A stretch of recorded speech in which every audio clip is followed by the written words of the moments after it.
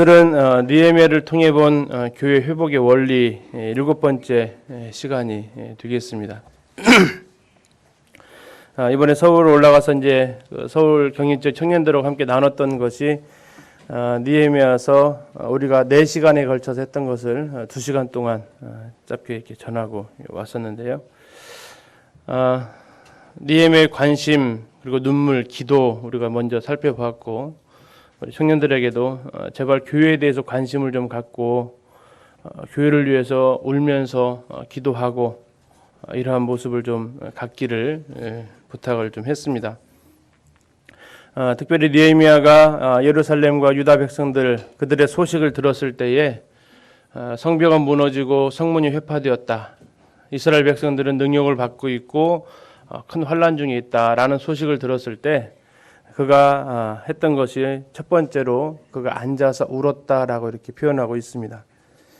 교회에 힘든 소식이 들려오면 우리가 할 일은 역시 거기에 대해서 누가 잘못했다 또 뭐가 문제다 이것이 아니라 우리가 제일 먼저 거기에서 우리가 취해야 될 행동은 그 자리에 앉아서 통회하는 마음을 갖는 겁니다. 이것이 누구 하나의 한 명의 개인의 문제가 아니라 우리 모두의 문제라는 이 사실을 가지고 비판하는 자리에 앉지 마시고 느헤미야처럼 눈물의 자리에 우리가 앉아서 이 일을 하나님 앞에 고하는 이것이 필요하겠습니다. 그리고 하나님 앞에 나아가서 기도를 하는데 우리 하나님 앞에 나아가서 기도한다라는 것은 내가 움직이는 것보다 하나님께서 움직이시는 것이 더 효과적이고 내가 사역하는 것보다 하나님께서 사역하시는 것이 더 완전하다라는 것을 고백하는 겁니다. 다시 말하면 기도하지 않는다는 것은 하나님보다 내가 일을 더 잘한다는 것이고, 우리가 기도하지 않는다는 것은 하나님의 해결 방법은 만족스럽지 않다라는, 그래서 내가 좀 해보겠다라는 자세를 취하는 것과 동일하겠습니다. 그래서 우리는 이제 하나님 앞에 나아가서 기도하게 되고, 기도하면서 우리는 이제 하나님의 때를 기다리고, 기도하는 사람에게 하나님께서는 하나님의 마음을 알려주시고, 기도할 때 우리는 분명한 목적을 가지고 있기 때문에 하나님 앞에 내가 무엇을 원하느냐 했을 때 분명하게 말할 수 있고요. 또 느헤미야가 4개월 동안 기도하면서 그가 기도만 하고 있었던 것이 아니라 자기에게 하나님이 이 선하신 손길이 도우시면 어떻게 할지에 대해서 준비하는 모습을 이렇게 보았습니다. 그리고 이제 기도하는 사람이 느헤미야가 바벨론에서 이스라엘로 이렇게 돌아가는 과정 속에서 그는 자신이 왜 가야 하는지 하나님께서 자신에게 넣어주신 그 사명이 있었음을 그는 분명히 인식을 하게 되고 그 과정 속에서 반대하는 사람들이 늘 있었죠. 산발락과 도비야, 나중에는 게셈까지 합세해서 반대를 하지만 그러나 그들의 반대가 아니라 자기에게 맡겨주신 하나님의 사명에 그가 더 초점을 두는 모습을 보게 됩니다. 또 예루살렘 도착해서는 사람들에게 말하기 전에 그가 탐색하고 행동하는 이런 모습들을 또 같이 보았습니다. 그리고 이제 3장으로 우리가 넘어갔는데요. 오늘 3장이 벌써 3번째 시간입니다. 이름만 잔뜩 나와서 별로 할 얘기가 없을 것 같았던 3장이지만 거기에는 참 많은 보화들이 그곳에 있었고, 우리는 그곳에서 대제사장의 리더십부터 출발해서 함께했던 제사장들의 협력, 그리고 각자 맡아진 구역에서의 그 책임감, 그리고 그 다음에라는 31번에 걸친 단어가 쓰여짐으로써 나 혼자가 아닌 다른 사람과의 연합, 다음 세대와 연합이 중요하다는 것을 같이 보았고요. 그리고 이제 모든 성도의 참여 가운데 이 펠로우십 참여 가운데 교회는 회복될 수 있다는 것을 보았습니다. 우리가 지난 시간에 6가지의 경우를 우리가 좀 살펴보았습니다. 모든 성도들이 참여하는 가운데 교회는 회복되어질 수 있고, 특별히 이제 이런 것을 느헤미야가 성벽을 건축하는 과정 속에서 어떠한 사람들이 이 건축 사역에 함께했는지를 우리는 살펴보았는데요. 거기에는 여러 사람들이 두 부분을 담당하고 있었음을 우리는 보았습니다. 자기 맡은 것 하나 하기도 바쁜데 두 지역을 담당하는 2배의 수고를 하는 사람들, 우리는 그들의 수고를 기억할 필요가 있고 하나님도 역시 그들의 2배의 수고를 보고 계시다는 것을 살펴보았습니다. 아울러서 내가 쉬고 있으면 다른 지체들이 두 배로 수고한다라는 것을 기억하시고 하나님의 교회를 위해서 내가 무엇을 할 수 있을지를 기도하면서 함께 동역하게 되기를 원합니다. 두 번째는 그 성벽 공사에 어울리지 않는 직업을 가진 두 사람을 좀 보면서 나에게 어울리지 않는 일은 없다. 하나님의 일에 어울리지 않는 일은 없다라는 것을 보면서 그리고 나서 예루살렘 절반을 다스렸던 아버지를 둔 이 두 사람 르바야와 살룸은 아버지가 예루살렘 지방 절반을 다스리는 권력을 가지고 있었지만에도 그렇지만 그래서 그 권력가의 집안에서 편히 누리는 게 아니라 자기에게 주어진 권리만큼 책임을 다하는 이런 모습을 살펴보았습니다. 다음에 네 번째로 약 6팀 정도가 자기 집 또 자기 집과 마주대한 곳, 자기 집 맞은편을 담당했다라는 이런 내용을 좀 살펴보면서 적어도 이것만이라도 우리가 나에게 관련된 부분만이라도 우리는 건축하고 중수해야 될 것을 적군이 무너진 나의 성벽으로 말미암아 이 성 안에 침투되는 일이 없도록 사탄이 나로 말미암아 역사에서 온 교회에 영향을 끼치지 않도록 적어도 나와 관련된 부분들은 내가 감당해 주는 것이 이 공동체를 교회라는 이 하나님의 집을 지킬 수 있는 길인 것을 또 같이 이렇게 보았습니다. 다섯 번째로 이 아들이 없으면 딸과 함께라도 이 공사에 참여하는 사람들, 아니 이 딸들도 여자들도 이 공사에 참여하는 모습 속에서 나는 뭐니까, 나는 어떠한 사람이니까, 나는 바쁘니까, 나는 이런 여러 핑계를 대면서 안 하는 게 아니라 어떻게 해서든 여기에 함께 할 수 있는 방법을 찾는 것이 우리에게 필요하다는 것을 또 이렇게 살펴보았습니다. 끝으로 힘에 지나도록 섬겼던 산후아 사람들, 한 작은 부락 해당되는 사람들인 것을 우리가 보았고요. 그들이 가장 험하다는 골짜기 문 여기를 건축을 하고 또 가장 긴 1000규빗이나 되는 450에서 500m가량 되는 이 1000규빗 정도의 이 성벽을 그가 건축하는 이런 모습들을 보면서 그들의 힘이 지나도록 수고하는 이런 수고가 우리가 없어서 못 섬기는 것이 아니라 오히려 없기 때문에 하나님 앞에 더 나아갈 수 있는 주님이 많이 받은 사람에게는 많이 달라고 하시는 이런 원리를 통해서 그러나 우리에게 있는 이것을 가지고 하나님 앞에 나아갈 때 하나님께서 기뻐 받으시는 모습을 좀 보게 되었습니다. 그러면서 재정 이야기도 잠깐 하기도 했었는데요. 이번에 서울을 다녀오면서 참 주님 앞에 부끄럽기도 하고 또 놀랍기도 한 이런 경험을 잠깐 하게 되었습니다. 이 간증을 할까 말까 지금도 좀 망설여지는데요.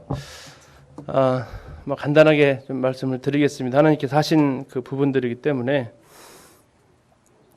지난주에 이제 성도님들한테 이런 부분들에 대해서 좀 강조를 좀 많이 했으면 많이 했다 할 수 있겠습니다. 재정의 적자에 대한 이 부분들에 대해서 같이 우리가 같이 책임을 질 부분이다라는 이런 부분들을 우리가 생각을 좀 하면서 했었는데 그때 이제 단에서 내려갔는데 주님께서 저에게 물으시는 거였어요. 너는 어떻게 할 건데? 이렇게 물으시는 거예요. 너는 어떻게 할 건데?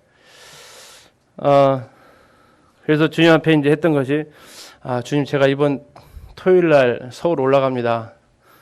그럼 아마도 흔히 말하는 교재비를 줄 건데요. 제가 주님 앞에 이거 드리겠습니다. 근데 이제 한편으로 뭔 생각이 드냐면요. 좀 창피한데 주님 차비는 빼고 드려도 될란가요? 주님 실비는 제하고 주님 오고 가는 교통비에 또 오고 가는 그 소요되는 경비는 주님 제하고 주님 이렇게 그 말을 하는데 이렇게 그 뭐라 할까요? 하나님이 주님이 이렇게 말씀하시는 참 그 녀석 이 음성이 이게 들리는 거예요. 저도 이제 맞장구를 쳤죠. 주님 참 그렇죠. 이번에 1월 달에 그 터키 그리스 성지 순례를 이번에 갑니다. 그 해외 나가면 돈이 꽤 들어가요. 이번에도 뭐 한 400만 원 가까이 이렇게 들어갑니다. 근데 이제 그 돈을 뭐 일시에 마련한다는 게 월급쟁이로서 뭐 쉽지 않은 부분입니다. 그런 부분들을 이제 보완할 수 있는 기회거든요. 이렇게 이제 외부에서 섬김을 통해서 이렇게 공급되어지는 그 손길이 그런 부분들에 대해서 이제 뭐 그걸로 다 되는 건 아니고 주님께서 이제 다섯째 예레미를 낳게 되면서 우리 공무원들에게 셋째 이상을 낳으면 복지 포인트라고 이렇게 줍니다. 예레미가 딱 태어난 다섯째잖아요. 이제 강훈이 때부터 받았는데 이 예레미 딱 낳고 이제 복지 포인트를 받은 게 300만 원이에요. 일단 그걸로 여행 경비를 좀 밀어 넣었거든요. 강의겸 앉아 있는데 뭔 돈으로 가요, 당신? 그랬는데 이제 그 얘기는 안 하고 일단 예레미 걸로 분개하지 마세요. 일단 예레미 걸로 밀어 넣습니다. 근데 이제 부족하거든요. 그래서 이제 이렇게 집회 갔다 오면 그 나머지 돈으로 이제 그 부족한 부분을 채워야 돼서 그렇게 이제 주님께서 공급하시는 걸 했는데 이제 이번에 올라가게 되었는데 말씀 전하고 나니까 너는 뭐 할 건데 주님이 물으시는데 주님 뭐 한 타임 미루더라도 일단 그렇게 주님 앞에 드리겠습니다.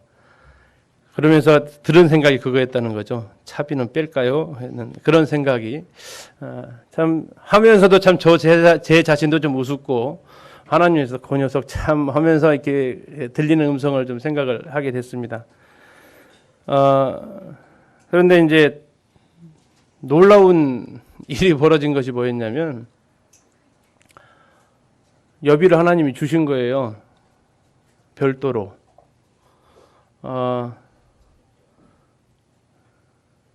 이 전에 뭐 올해도 이제 저쪽 뭐 인도건으로 부산으로 갈 때 한 번도 뭐 그 전에도 뭐 그런 적이 전혀 없었거든요. 분명히 뭐 교제비를 받을 걸 아니까 뭐 그냥 인사하시고 잘 이렇게 기도해 주시는데 이번에 이제 두 성도님이 연락을 하셔서 잠깐 보고 싶다고 하시더만 여비를 챙겨 주시는 거예요.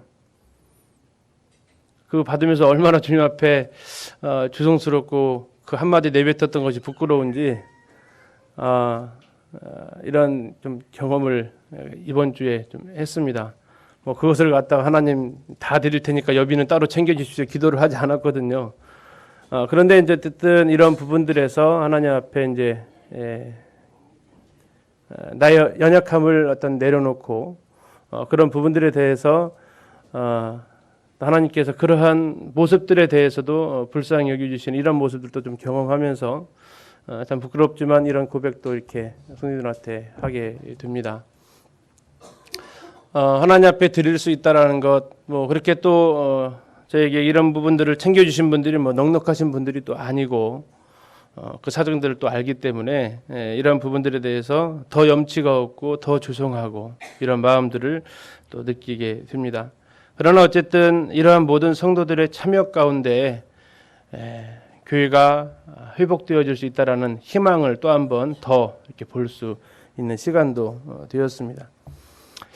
오늘은 이제 7번째 성도들을 좀 찾아보려고 합니다. 7번째는 이제 느헤미야 3장 14절에 나오는 지역인데요. 분문은 베닷게렘 지방을 다스리는 레갑의 아들 말기야가 중수하여 문을 세우며 문짝을 달고 자물쇠와 빗장을 갖추었다라고 이렇게 말씀하고 있습니다. 자, 여기 베닷게렘이라는 지방을 다스리는 레갑의 아들 말기야라고 이렇게 나와 있는데요. 자, 혹시 여기서 익숙한 단어가 있으십니까? 그렇죠. 레갑이라는 단어가 우리에게 신선함을 줍니다. 자, 레갑. 성경에 이제 하나님께서 칭찬하셨던 가문입니다. 이스라엘 백성은 하나님 말씀에 순종하지 않았지만 이 레갑의 자손들은 자기 조상이 분부한 명령을 그들은 지켰다. 이들은 자기의 조상들이 하라고 했던 그 명령을 지키는 가문인데 너희들은 하나님이 말해도 안 지킨다 하면서 예레미야에서 책망할 때 하셨던 사람인데요. 그러면서 이제 이 레갑의 족속들은 35장 19절에 보면 하나님께서 복을 특별히 주십니다. 너희들에게서 하나님 앞에 서는 자들이 끊어지지 않을 것이라는 그들은 축복을 받게 됩니다. 그들이 복을 받았던 것은 하나님 말씀에 대해서 잘 순종해서 복을 받은 그것보다는 자기 조상들이 앞으로 나그네로서의 너희들은 삶을 살아야 된다. 원래 이들은 유대인들이 아닙니다. 이들은 이제 끼어서 들어온 족속인데 너희들이 이 땅에 살면서 너희들은 철저하게 나그네로 살아가라. 뭐 호화롭게 집 짓고 여기서 영원히 살 것처럼 살지 말고 너희들은 이곳에서 나그네로 살아가고 포도주나 이 술 같은 거 마시지 마라. 괜히 그거 마셨다가 여기는 이 사람들하고 시비가 붙어서 너희들 어려워질 수 있기 때문에 그것도 먹지 말아라. 이러한 분부를 하는데 여기에 대해서 이 레갑의 후손들이 그대로 지킵니다. 그것을 하나님께서 보시고 워낙 말을 안 듣는 이 유다 백성들을 책망하시면서 예레미야한테 이 레갑의 자손들을 불러서 술을 먹여봐라. 그들이 먹나 안 먹나 시험을 해보죠. 그랬더니 레갑의 자손들이 아니나 다를까 우리는 그것을 마시지 않습니다. 우리 조상들이 그것을 먹지 말라고 했기 때문에 우리는 마시지 않습니다. 이런 얘기를 하면서 하나님이 교훈하십니다. 저들은 봐라. 조상들이 한 말도 그들은 지키려고 하는데 너희들은 하나님이 내가 한 말을 안 지킨다 하시면서 책망을 하십니다. 그러면서 이 레갑의 후손들에게 복을 주시는데요. 그러면서 그들이 이제 바벨론이 예루살렘을 침공해 왔을 때 그들은 나그네로 살았습니다. 가난하게 살았어요. 그들 가운데 지도권을 형성하고 있었던 무리가 아니었습니다. 바벨론의 정책은 똑똑한 사람, 잘난 사람을 잡아가는 정책을 썼어요. 포로로. 그리고 힘없고 약한 사람들은 남겨뒀는데 자 그럼 레갑의 후손들은 잡혀갔을까요? 남겨졌을까요? 남겨졌습니다. 그들은 이 땅에 남겨졌어요. 왜? 그들은 나그네로서 운막에 살면서 그들은 그냥 나그네처럼 살았어요. 조상들의 말을 지키면서 바벨론의 포로가 되는 이런 수모도 그들은 겪지 않으면서 그대로 남겨져 살다가 그들은 이제 베닷게렘이라는 지방의 관리가 되어져서 이제 삶을 살아가게 됩니다. 자, 이때 이들이 이 베닷게렘 지방은 예루살렘에서 좀 떨어져 있는 마을이고 예루살렘 성 안에 있는 마을도 아닙니다. 이 베닷게렘 지방을 그들이 살면서 이 예루살렘 성벽이 건축한다는 소식을 듣고 그들이 또한 이 건축사에게 동역을 하러 나오는데 그들이 맡은 문이 무슨 문이에요? 분문입니다. 영어로 덩게이트입니다. 똥문입니다. 모든 오물이 다 나가는 문입니다. 모든 쓰레기가 이 문을 통해서 다 나갑니다. 이곳으로 나가면 처리장이 있기 때문에 이곳에서 모든 이 성 안에 있었던 오물과 쓰레기들이 버려지는 그 통로가 되게 됩니다. 우리 성도님들 차 타고 왕궁 쪽 지나가시면 차 안으로 뭐가 싹 들어옵니까? 그 냄새가 쫙 들어오죠. 돼지를 거기서 많이 키우기 때문에 그 냄새가 쫙 들어옵니다. 좋으시던가요? 아주 좀 불쾌하죠. 내가 왜 이거 시래기를 안 꺼놨을까 하는 그런 생각도 들고 이 덩게이트는 이것이 계속해서 풍기는 곳, 사람들이 별로 일하기 싫어하는 흔히 말해 요즘으로 말하면 3D 업종입니다. 3D가 뭐죠? 더럽고 어렵고 위험한 일. 이것이 이제 3D 업종인데 자, 이런 다른 사람들이 하기 싫어하는 이곳에 그들이 이 지역을 감당하면서 분문을 세웁니다. 그들은 하나님께로부터 축복받은 사람들이었습니다. 하나님께 그들이 축복을 받았는데 복을 받았는데 하나님께 복받은 그들이 택한 곳은 바로 이러한 험한 사람들이 찾지 않는 이러한 곳을 그들이 찾아 나가서는 것을 보게 됩니다. 하나님께 복을 받은 것에 대한 나는 특별한 대우를 받은 사람이야 라는 이러한 의식이 아니라 그러한 것을 받았기 때문에 하나님 앞에 되돌려 드리고 싶은 그러한 마음. 이것은 또한 이스라엘의 모습과 많이 다르죠. 이스라엘은 하나님이 택한 백성입니다. 그래서 그들을 자신을 가리켜서 택할 선자를 써서 가릴 선자를 선민이라는 의식, 그들은 하나님의 거룩한 백성이라는 의미에서 성민이라는 그런 의식을 가지고 살면서 주변에 있는 사람들을 무시했습니다. 이방인들을 개취급하면서 그들은 했어요. 나는 하나님께 특별한 사람이야 라면서. 그런데 이 레갑의 자손들은 하나님께 그러한 복을 받았음에도 불구하고 그 복을 받았기 때문에 다른 사람을 무시하고 복을 받았기 때문에 하나님의 특별한 사랑을 받았기 때문에 다른 사람에 대해서 판단하는 위치가 아니라 그 사랑을 받았기 때문에 오히려 다른 사람이 하기 싫은 일들을 감당하는, 나에게 하나님께 주신 은혜가 크기 때문에 더 수고할 수 있는, 다른 사람들이 하기를 꺼려하는 일까지도 기꺼이 나갈 수 있는 이러한 모습을 그들이 그 자리를 차지하게 되는데요. 참 본받을 만한 모습을 그들이 가지고 있습니다. 나중에 이들에게 또 한 가지 복이 임하는데요. 예수님의 동정녀 탄생을 제일 처음 목격했던 사람들이 누굽니까? 누구예요? 요셉과 마리아 빼고 누구예요? 목자들입니다. 자, 목자들인데 이 목자들을 누가복음 2장에서 이제 표현하고 있는데, 이 목자들을 가리키면서 성경에서 기록된 표현이 뭐냐면 베들레헴 근처에 있는 들판에서 양을 치던 자들이라고 이렇게 표현하고 있습니다. 베들레헴 근처에서 양을 치던 마을. 자, 이게 지역 이름을 딱 언급을 하지 않았는데, 저희들이 베들레헴을 직접 지난번에 성지순례 가서 봤는데요. 그 주변에 들판이 이렇게 펼쳐져 있습니다. 베들레헴 근처에서 양을 치는 마을이 어디냐면 바로 이 베닥게렘입니다. 여기에서 베들레헴에서 약 4km 좀 떨어져 있는 주변에서 양을 치면서 이 양을 예루살렘 성전에 공급하는 이런 일들을 하는 사람이 모여 살던 곳이 이 베닥게렘 지역입니다. 그래서 성경학자들은 이 두 가지 관계를 유추하면서 예수님께서 이 땅에 태어나신 그 장면을 제일 먼저 목격한 자들이 바로 이 목자들인데, 그들이 베닥게렘, 다시 말해서 레갑의 후손일 가능성이 가장 많다라고 이렇게 이야기를 합니다. 왜 예수님께서 탄생하셨던 그 기쁜 소식을 주변의 목자들에게 알리셨는가? 아니, 그들은 하나님께 예레미야에서 하나님께 복을 받은 사람으로 등장하고 있습니다. 그들에게 하나님께서 또 다른 복을 주시는 모습을 보는데, 예수님의 성육신 탄생을 제일 먼저 그들이 접하고 그 사실을 알리는 사람들이 이 사람들이 됩니다. 그들이 살던 지방이 베닥게렘이에요. 베들레헴에서 약 4km 떨어진 라헬의 묘가 묻혀져 있는 지역입니다. 그래서 이곳에서 살던 사람들이, 목자들이 양을 치면서 예수님의 성육신 탄생하시는 것을 처음 목격한 사람들이 이 사람들로 보여집니다. 자, 우리가 이 시간 기억할 것은, 하나님께 내가 받은 은혜가 많으십니까? 하나님께 받은 복이 많으십니까? 그러면 하나님께서 우리에게 요구하시는 것은 그 복을 나누는 사람이 되라고 말씀하시는 겁니다. 그 복을 나 혼자 가지고 누리고 살아가는 사람이 아니라 이 복을 나눌 수 있는 사람이 되기를 원하십니다. 하나님께서 창세기 12장에서 아브라함을 택하셔서 그에게 복을 주십니다.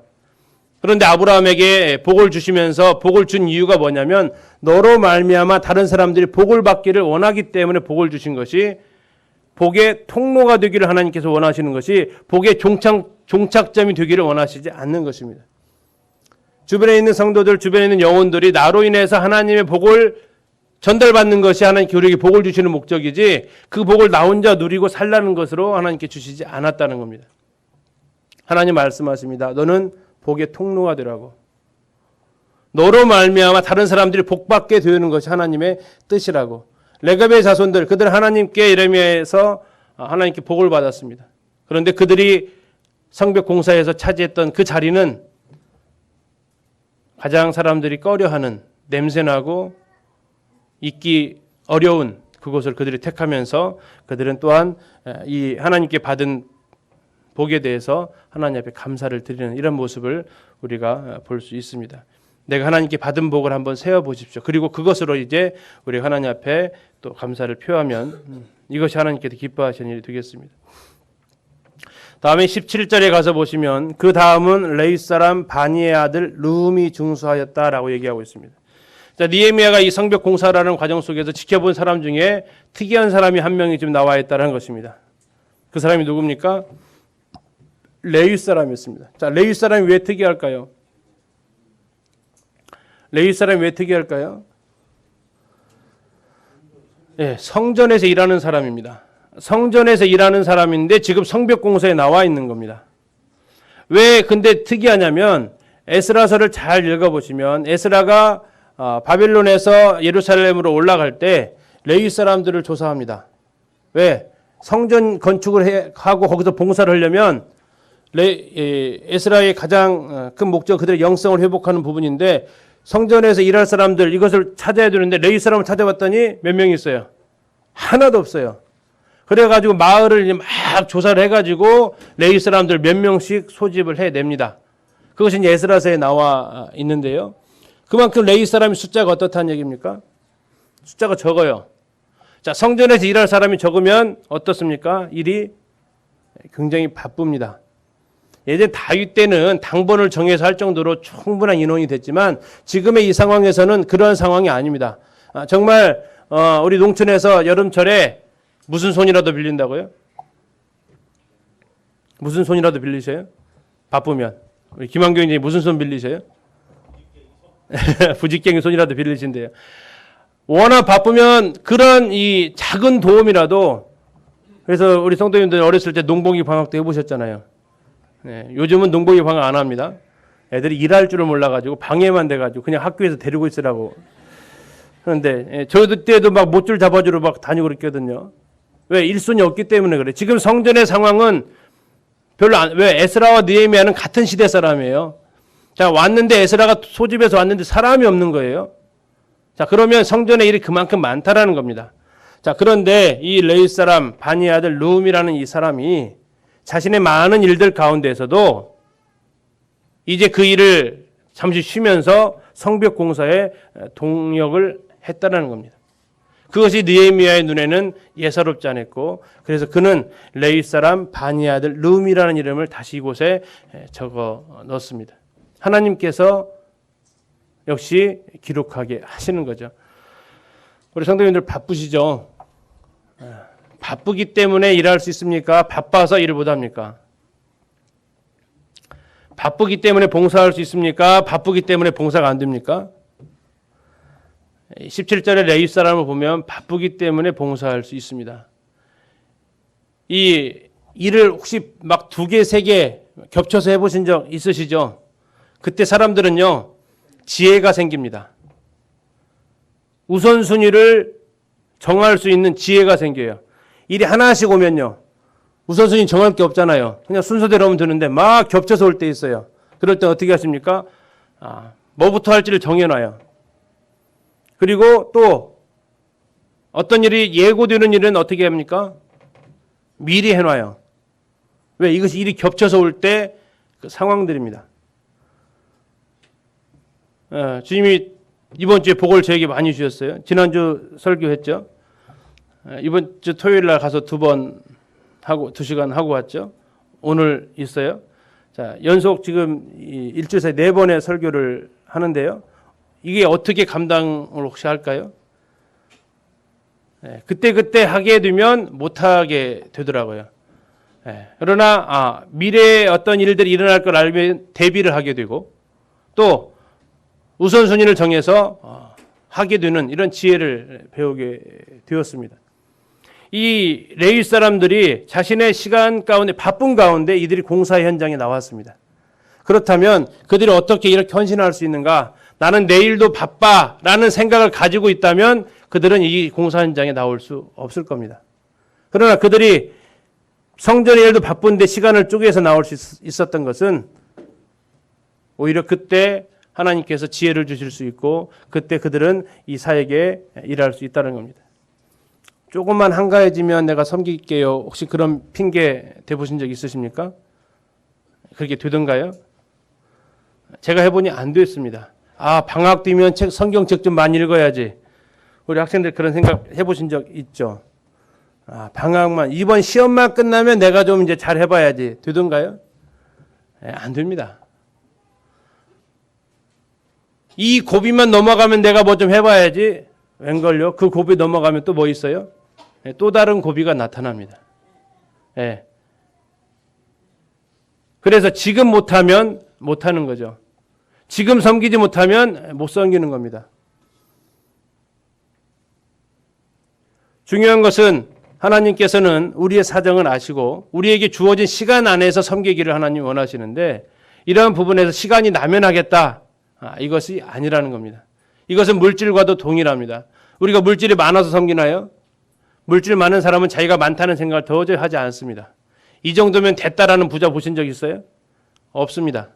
그래도 지금 섬기지 못하면, 지금 있는 재정 상황에서 하지 못하면 못하는 것처럼, 지금 시간이 안 된다고 해서 못하면 시간이 나에게 주어져도 못하는 결과를 가져오게 됩니다. 레위 사람 르훔, 그는 성전 일에도 바쁜 사람이었습니다. 그러나 그가 이제 바쁜 가운데 시간을 쪼개어서 동참하는 일을 하게 됩니다. 다음에 한 사람을 더 보는데요. 그 다음은 삽배의 아들 바룩이 한 부분을 어떻게 했대요? 힘써 중수했대요. 자, 느헤미야 3장에서 이 힘써라는 단어가 몇 번 나올까요? 보이시잖아요. 몇 번 나와요? 한 번. 한 번 나오니까 한 번밖에 안 써놨습니다. 딱 한 번 나옵니다. 자, 역시 이제 느헤미야가 이 성전 건축하는 것을 쫙 보는데 무슨 모습이 보입니까? 바룩이라는 사람이 보여요. 자, 근데 이 바룩이라는 사람을 저 느헤미야에서 찾아보니까 10장 6절을 보니까 그가 제사장으로 나옵니다. 제사장 바룩이에요. 자, 제사장들이 했던 일들을 보니까 1절에서는 다른 제사장과 함께 그 망대 건축하는 일에 그들이 참여를 합니다. 다음에 28절을 나중에 더 보면 이 제사장들은 자신의 집 맞은편도 건축하는 일을 하고요. 또 한 부분을 맡아서 공사하는데 여기도 보이고 저기도 보이고 또 보이는 거예요. 누가? 바룩이. 자신이 가지고 있는 모든 에너지를 쏟아 부으면서 일하는, 정말 누가 봐도 땀 뻘뻘 흘리면서 힘써서 일하는 열정의 사람이 느헤미야의 하나님의 눈에 띄게 됩니다. 그래서 이 바룩이라는 사람을 표현할 때 다른 사람들은 그냥 중수했다, 건축했다라는 표현을 쓰는데 이 사람 앞에는 한 가지 수식어가 더 붙어요. 뭐라고요? 힘써서 했다. 예, 제가 주방에 안 들어가서 잘 모르겠습니다. 우리 주방에서 일하실 때 거기서 힘써서 하시는 분들 계시죠? 에너지가 넘쳐서 하시는 분들 아마 계실 겁니다. 교회 안에서 주일학교나 학생부를 할 때도 거기서 에너지가 넘쳐서 이렇게 수고하시는 분들이 보일 거예요. 그분들이 힘이 남아서 그럴까요? 그러지 않을 겁니다. 자기에게 맡겨진 부분들에 대해서 열정을 가지고 할 때 그 모습은 다른 사람들의 눈에도 띄게 되어져 있습니다. 바로 그는 제사장이었습니다. 자기에게 맡겨진 부분도 있고요. 함께 동역할 부분도 있습니다. 그런데 이 또한 부분도 그 혼자 이것을 중수합니다. 그것이 하나님의 눈에 보여지는 것입니다. 우리 첫 번째 드고아 사람들 중심으로 해서 두 군데에서 공사했던 사람들을 보았지만 이 바룩이라는 이 사람은 어쩌면 세 군데에서 공사했던, 그래서 그 열정이 특출했던 그런 모습으로 우리가 볼 수 있습니다. 우리에게 맡겨진 일들을 우리는 어떠한 자세로 하고 있는지, 일을 마지못해서 하고 있는 건지 아니면 거기에 대해서 열정을 가지고 하고 있는 건지, 거기에 대해서 하나님께서는 지켜보고 계신다는 것을 우리가 기억하게 됩니다. 하나님께서 우리에게 맡기신 일들에 대해서 우리는 어떻게 그 일들을 하고 있습니까? 어거지로 마지못해서 하고 있습니까? 아니면 즐거이 참 열정을 가지고 즐겁게 휘파람 불면서 하고 있습니까?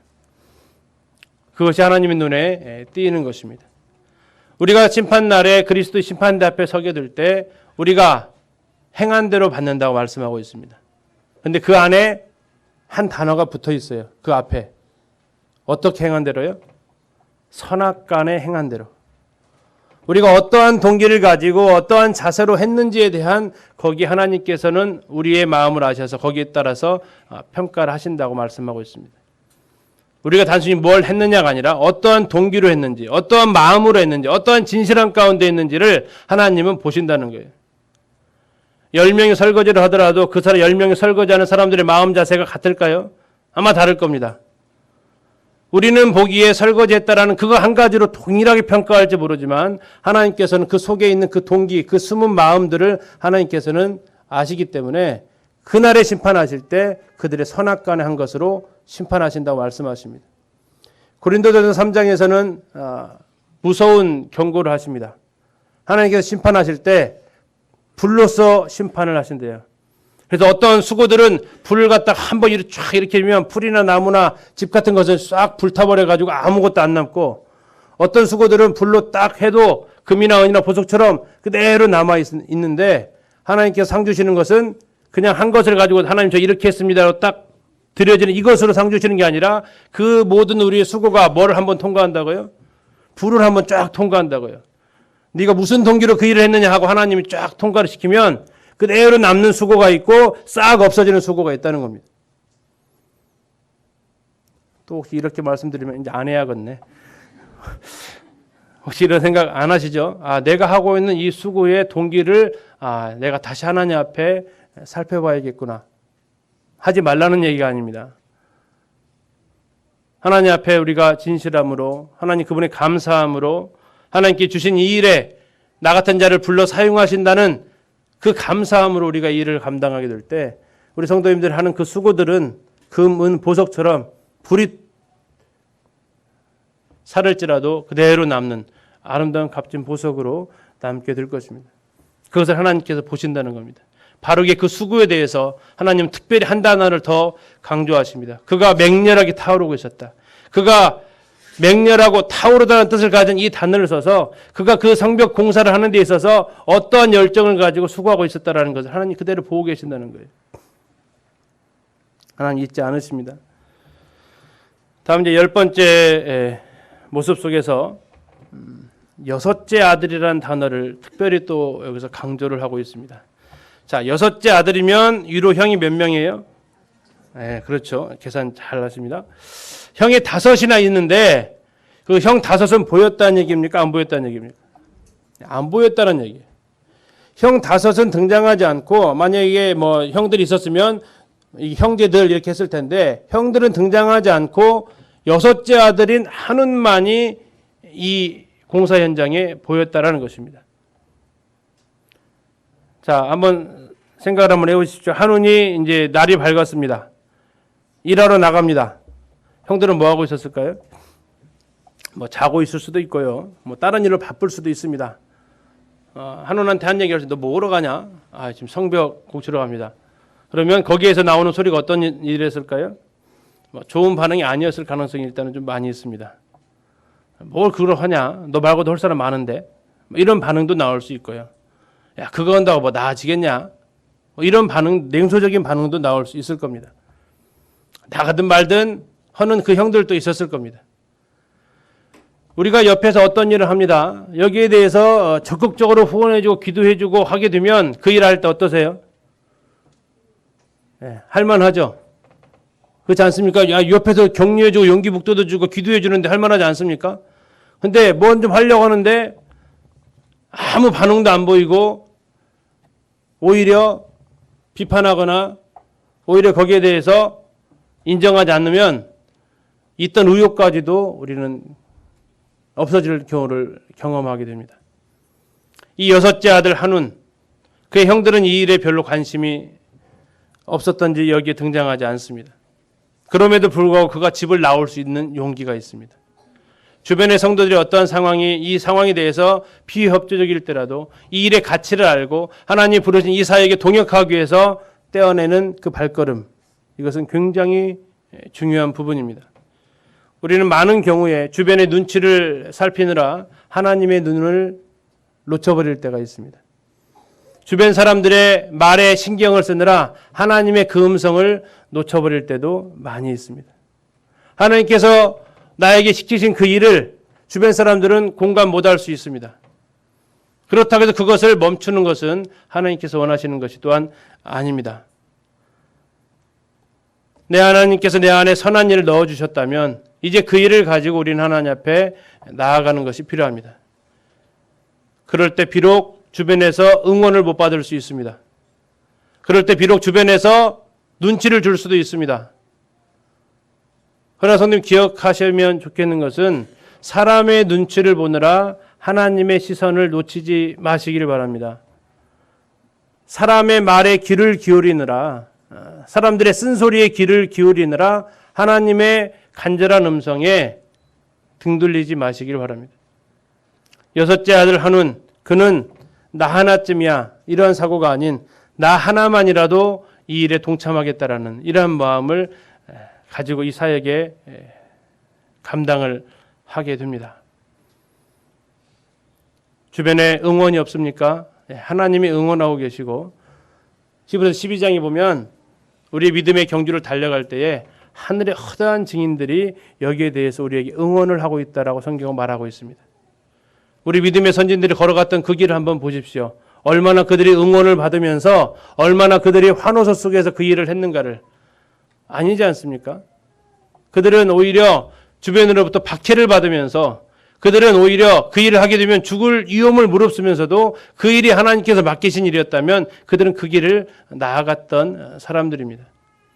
주변 사람들의 눈초리, 주변 사람들의 쓴 말이 아니라 하나님의 시선, 하나님의 그 말씀에 그들은 더 관심을 가지고 있었던 사람들입니다. 우리는 이렇게 해서 10군데 정도의 성벽에 공사했던 펠로우십을 볼 수 있는데요.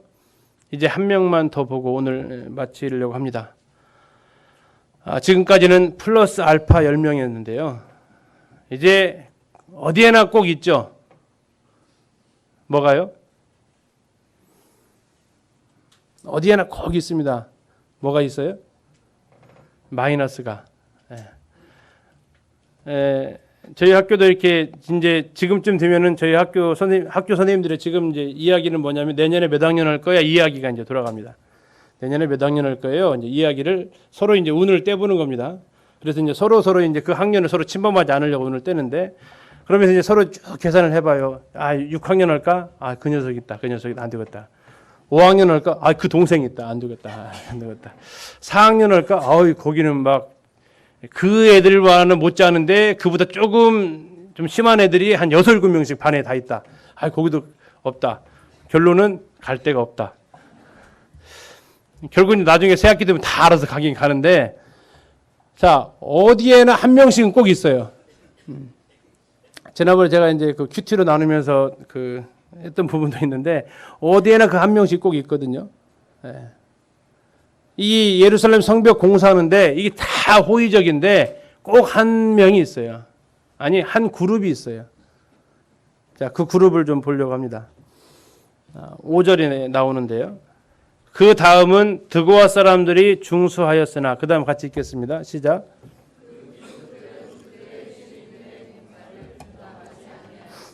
자, 누가 나왔습니까? 귀족들이 나옵니다. 어떤 귀족들이에요? 드고아 귀족들입니다. 드고아 마을 사람들은 여기에 공사를 하는데 함께 했어요. 그런데 드고아에 있었던 귀족들은 이 일에 분담하지 않았다고 성경은 기록하고 있습니다. 자, 어디에나 있지만 내가 되어서는 안 되는 귀족. 귀족이십니까? 귀족이 되지 맙시다. 드고아 귀족들은요, 공사에 동참하지 않았고 그들은 뒷짐을 지고 서 있었던 사람입니다. 분담하지 않았다라는 표현은 다른 말하면 어깨를 빌려주지 않았다는 것이고, 우리가 어떤 물건을 옮기거나 할 때 같이 이렇게 나르는 일이 있는데 한쪽 어깨가 다른 한쪽에 맞다 어떻게 물건을 나르는 경우 보신 적 있을 겁니다. 근데 그쪽 한쪽이 안 하면 어떻게 됩니까? 이쪽에 모든 하중이 다 나가는 거죠. 뭐 상여 메어 보신 적 있으십니까? 상여 멜 때 어떻게 합니까? 뭘 꼭 맞춰야 돼요? 그죠? 일단 발은 잘 맞추고 그 다음에 키 맞춰야 되죠. 왜 키 맞춰야 될까요? 뭐 쉽게 얘기해서 이제 키 큰 사람 우리 김인수 형제님하고 평안이하고 딱 서가는데 그 가운데 죄송합니다 김석권 형제님 딱 들어가시면 어떤 느낌이 와요? 그죠? 아주 그냥 제가 예화를 잘 든 것 같아요. 왜냐면 김석권 형님 편히 가시는 거죠. 나머지 두 사람은 그 책을 다 하는 거죠. 왜 그래요? 키가 안 돼서. 그래서 어깨에 짐이 하나도 안 실리는 거죠. 지금 이 상황은 다 같이 짐을 지고 이 공사를 하는 어깨에 짐을 지고 가는데 이 사람들은 자기 어깨를 싹 빼버린 거예요. 다 지금 짐을 지고 어깨에다가 끈 하나씩 메고 다 공사를 하러 가는데 자기들은 여기에서 어깨를 확 빼버린 거예요. 그럼 어떤 일이 벌어져요? 다른 사람들이 이제 그 사람이 져야 될 무게까지 함께 지고 갑니다. 자, 이 귀족들, 자, 짐을 질만 합니까? 질 형편이 안 됩니까? 귀족들이면 질만 하잖아요. 산호아 주민들도 있었는데, 그 부락 주민들도 있었는데, 그 정도 귀족이라는 얘기를 들을 정도면 어느 정도 힘도 있고 재력도 있고 하는 사람들 아닙니까? 그런데 그들이 여기에서 다 같이 일하는 그 순간에 자기 어깨를 확 빼버렸습니다. 나와 관계없는 일인 양. 그들은 얼마나 말이 많았을까요? 어떤 자기와 이익과 관계된 일에. 자신의 이익과 관계된 일에는 그들은 자신의 언성을 높였을 겁니다. 그러나 자기에게 주어진 책임을 감당하는 일에서는 그들은 어깨를 빼버렸다고. 앉아가지고 말은 많이 하고 비판은 많이 하지만 그 입에는 불평을 달고 살지만 정작 그가 행동을 옮길 때는 그 어깨를 빼버린 사람들. 성경은 그들을 기록하고 있습니다. 하나님은 그들을 보고 계시고 하나님은 그것을 기억하고 계십니다. 너 어깨 뺐다 그때. 다른 모두가 이 성벽 공사에 함께 어깨를 분담하면서 함께 공동의 사역을 하러 나가는 그 순간에 너는 살며시 어깨를 빼버렸다.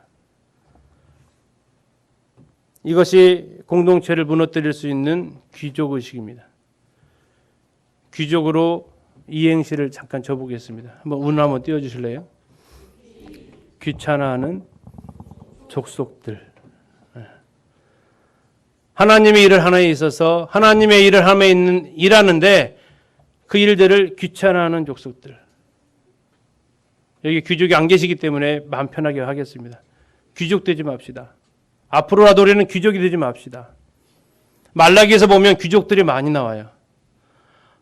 말라기에서 보면 귀족들이 많이 나오는데 쉽게 얘기하면 하나님 앞에 예배드리는 것을 귀찮아하는 족속들이 많이 나와요. 그래서 막 흠 있는 물건 하나님 앞에 드리는 이 귀족들이 많이 나옵니다. 그런 귀족도 되지 않아야 하고 특별히 오늘 느헤미야를 통해서 이 귀족들을 하나님께서 예의주시하고 보셨다라는 것을 우리는 기억해야 됩니다. 하나님은 힘써서 중수하는 사람도 보십니다. 하나님은 바쁜 가운데서 일하고 있는 사람도 보십니다.